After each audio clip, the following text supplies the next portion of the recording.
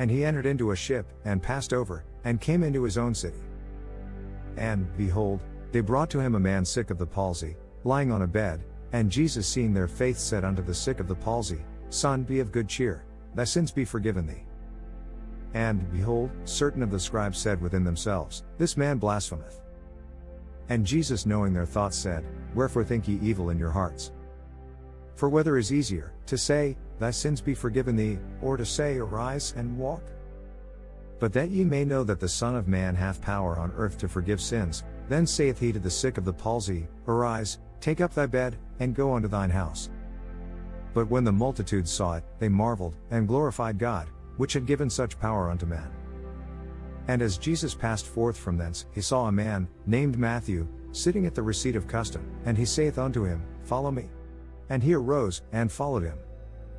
And it came to pass, as Jesus sat at meat in the house, behold, many publicans and sinners came and sat down with him and his disciples. And when the Pharisees saw it, they said unto his disciples, Why eateth your master with publicans and sinners? But when Jesus heard that, he said unto them, They that be whole need not a physician, but they that are sick. But go ye and learn what that meaneth, I will have mercy, and not sacrifice, for I am not come to call the righteous, but sinners to repentance. Then came to him the disciples of John, saying, Why do we and the Pharisees fast oft, but thy disciples fast not? And Jesus said unto them, Can the children of the bedchamber mourn, as long as the bridegroom is with them? But the days will come, when the bridegroom shall be taken from them, and then shall they fast. No man putteth a piece of new cloth unto an old garment, for that which is put in to fill it up taketh from the garment, and the rent is made worse. Neither do men put new wine into old bottles, else the bottles break, and the wine runneth out, and the bottles perish, but they put new wine into new bottles, and both are preserved. While he spake these things unto them, behold, there came a certain ruler, and worshipped him, saying, My daughter is even now dead, but come and lay thy hand upon her, and she shall live.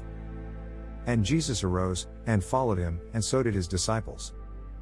And, behold, a woman, which was diseased with an issue of blood 12 years, came behind him, and touched the hem of his garment. For she said within herself, If I may but touch his garment, I shall be whole. But Jesus turned him about, and when he saw her, he said, Daughter, be of good comfort, thy faith hath made thee whole. And the woman was made whole from that hour.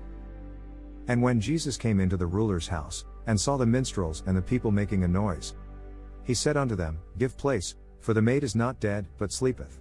And they laughed him to scorn. But when the people were put forth, he went in, and took her by the hand, and the maid arose. And the fame hereof went abroad into all that land. And when Jesus departed thence, 2 blind men followed him, crying and saying, Thou Son of David, have mercy on us.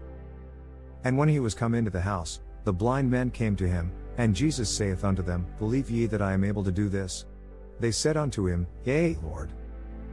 Then touched he their eyes, saying, According to your faith be it unto you. And their eyes were opened, and Jesus straitly charged them, saying, See that no man know it. But they, when they were departed, spread abroad his fame in all that country. As they went out, behold, they brought to him a dumb man possessed with a devil. And when the devil was cast out, the dumb spake, and the multitudes marveled, saying, It was never so seen in Israel. But the Pharisees said, He casteth out devils through the prince of the devils.